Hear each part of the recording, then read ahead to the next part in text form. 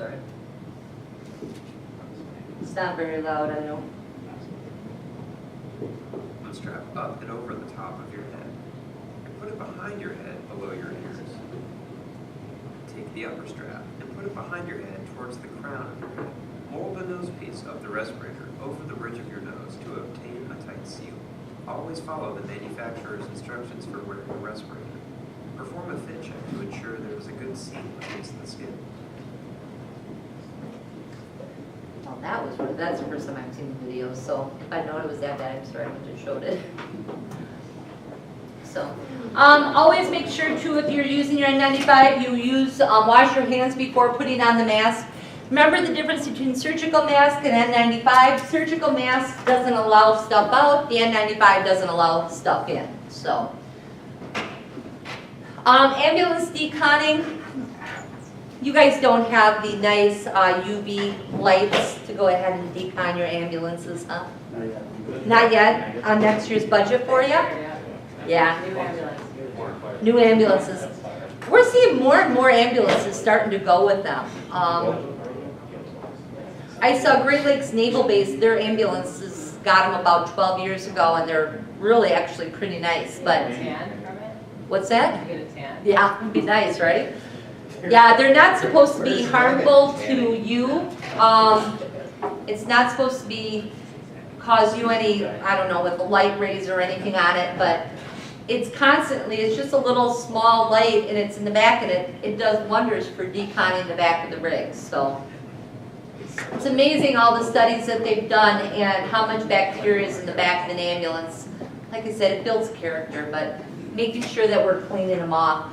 Some of the things, they even list that stethoscopes, sharing stethoscopes is one of the big reasons why EMS providers end up with ear infections. So it's like, make sure you clean them before you use them.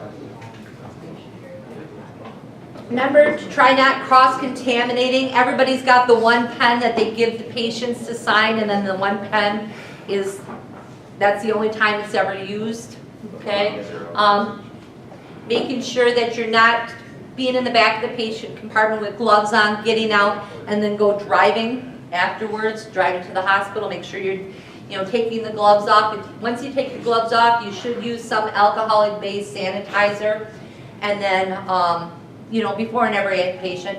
Every 5 times of using the alcoholic sanitizer, you want to make sure that you're using hand washing with soap and water. So, also watch your door handles. Big area for contamination. So, use cleaning solutions that are able to kill that communicable diseases. They should all be listed on the labels themselves.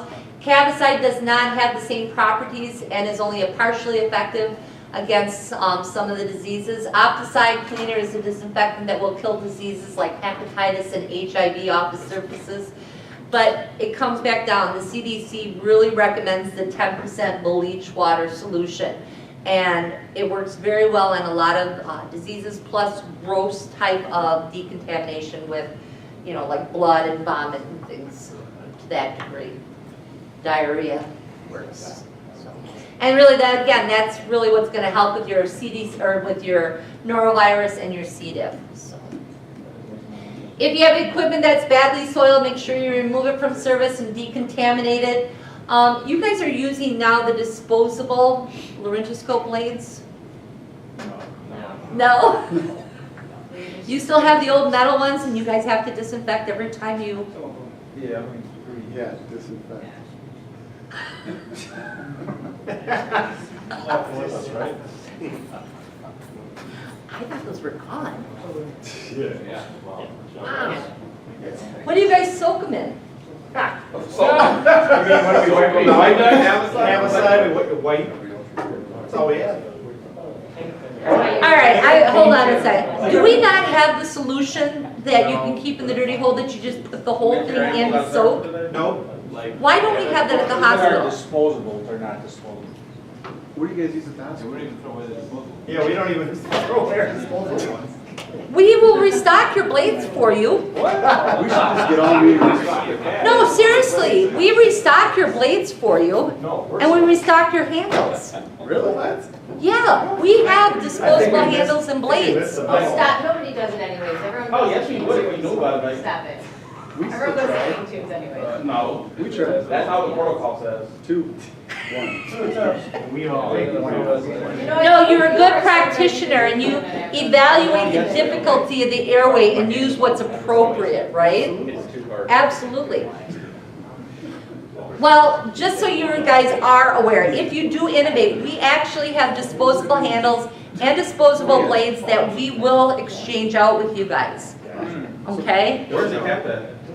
I think those actually have to ask for a nurse. They're kept in our back storage because they do have a tendency to walk and they are kind of expensive, but we should be able to replace those for you with no problem. Huh. Yeah, otherwise if you still have the old metal ones that you're using, I can't remember the name of the solution, but it should be soaked in the dirty hold area in the solution for 10 minutes. What is it? It's like that. It's It's like that blue stuff. Yeah, Yeah. and then you can take it out and clean it. The only problem with that stuff is that when it gets in the battery compartment, it has a tendency to corrode. But, yeah, if you guys, when you use them, just go ahead and ask one of the nurses for the disposable. They'll give you whatever blade and whatever handle to be able to replace those. So, yeah, absolutely.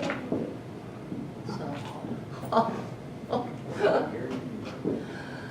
oh.